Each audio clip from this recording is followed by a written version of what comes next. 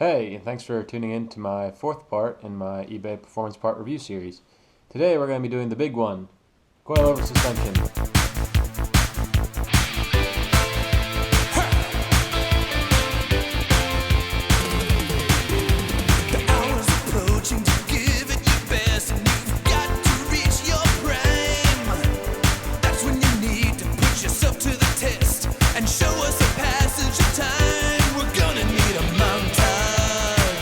I decided to try something new, as I'm sure you've noticed. I'm no longer in my car explaining how things work. I'm going to try and use this board and draw them out, and I think that'll give you a better understanding of what I'm trying to say. So as you can see here, I've drawn a cutout of what a coilover suspension looks like. Now I'm just going to go over the basic parts, and then after that I'm going to explain the basics of how they work together. So on the outside you have your spring, and on the inside you have your damper.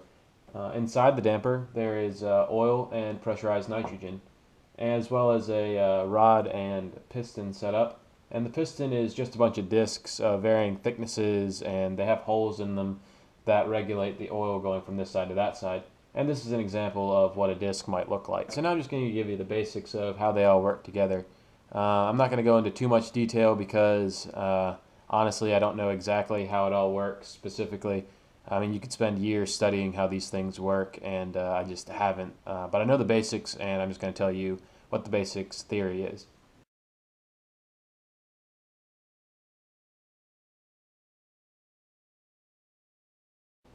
So a little bit about each part and how that works, and then I'm going to talk about how they integrate as a system. So the spring on the outside is what suspends your vehicle off the ground.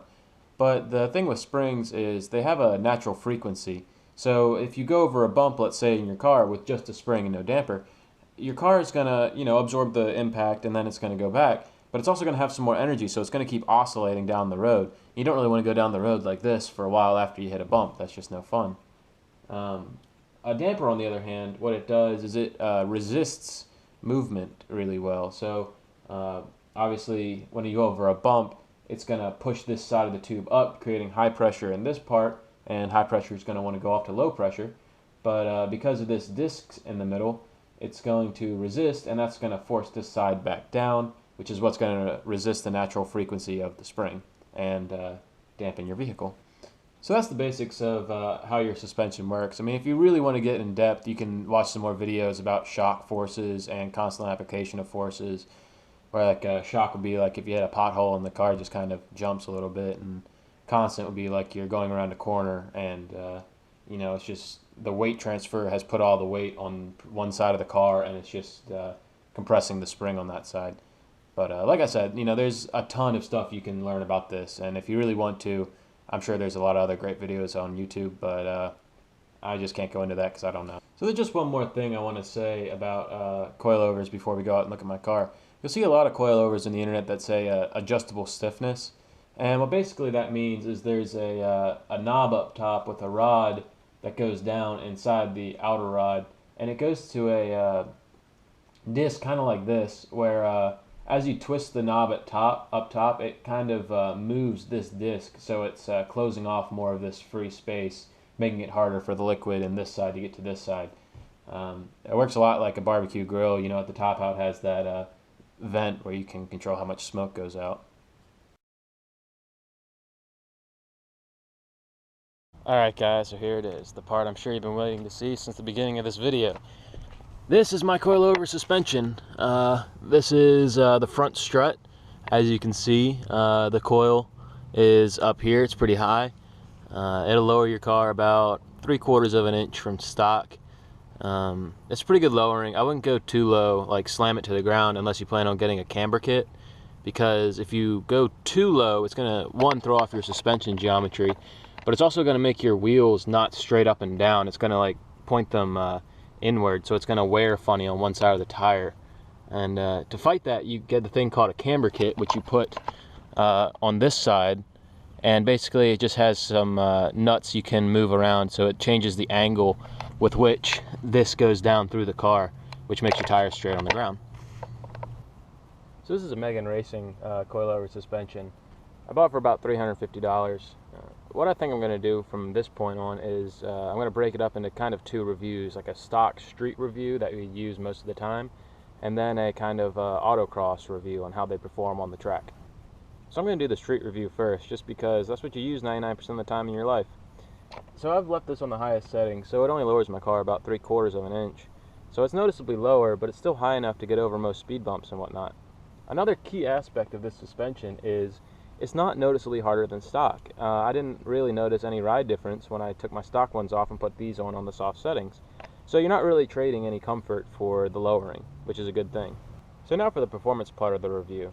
Again, for the same reason I didn't go into terrible detail on how they work, I'm not going to go into terrible detail about how they work for your carbon performance, just because I don't know all there is to know about these things and I don't want to lead you down the wrong path. So one easy side to see of the performance argument is that with a lower and stiffer suspension, you reduce weight transfer in your car.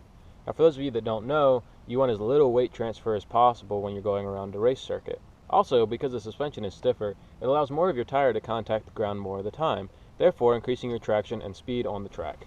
All in all, for street use, I'm going to have to give this a solid 9.5 out of 10. I mean, there's no appreciable difference between this and stock in terms of ride quality, and it lowered my car for very cheaply. If this is all you want just for lowering your car, this is a great option. However, if you're looking at buying this for more of a performance use, it doesn't quite fall as high on the scale of 10. I'd have to give it a solid 7 out of 10. I mean, it works well, don't get me wrong, but there are better ones you can buy on the market. One of the reasons this isn't the best is because of the way the piston is set up, that it doesn't do shock forces extraordinarily well. This can cause problems when you go over a bump or hit a crack in the road. Car's going to jump, and then you're just going to lose time and traction. So there's all sorts of factors to consider when you're ready to race. But if you're just a weekend autocrosser like me, I'd say it's fine. I mean, you're not really going out there to win, you're going out there to have fun, and this will allow you to have fun. So there you have it, my review and a little bit of learning session on the Coilover suspension. If you have any questions or comments, put it down in the comment section, and I'll try and answer them the best I can. If you want any other videos, let me know. Again, thanks for watching, and stay tuned for my next episode. Not sure what it's going to be, but we'll both be surprised, I guess. This is just going to be a brief aside on how to install your suspension once you get it. Just for those of you who don't know, it's pretty simple, but I figure I'd just tell you how to do it just to resolve any confusion you might have. So there's 2 bolts here that hold it on, and then there's one that goes down to your sway bar that you're going to have to disconnect from both sides before you can really move this wheel well very well. You're also going to have this brake line bracket that you have to undo from your stock one and put on your new one, and it's got 3 bolts up top that you just have to undo. Not very hard, that's all you got to do. Another thing you're going to want to do before you install it is just find your OEM install guide for your original suspension. All companies have it for their car. It only took me about 10 minutes to find it for my car, and it's very simple. It's a very direct walkthrough of how to do it, and it will give you all the little tips and tricks of things to do and things to not do when you're doing it. It's extraordinarily helpful.